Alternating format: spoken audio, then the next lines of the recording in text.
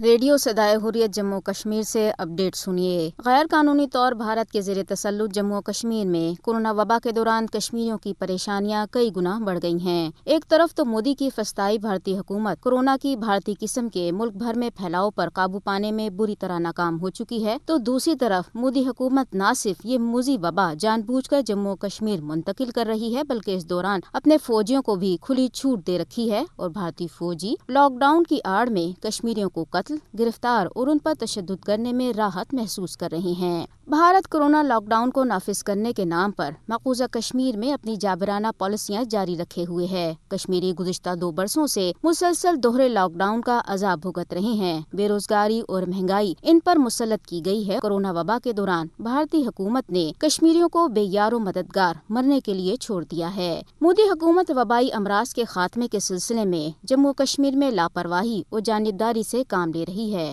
اور کووڈ-19 کی آڑ میں ہندوتوا ایجنڈے کو نافذ کرنے میں مصروف ہے۔ افراتفری کے اس وقت میں جب پوری دنیا کورونا وبا سے لڑنے میں مصروف ہے، تو بھارتی حکومت جموں کشمیر پر مکمل قبضے کے لیے غیر قانونی کارروائیوں پر عمل پیرا ہے۔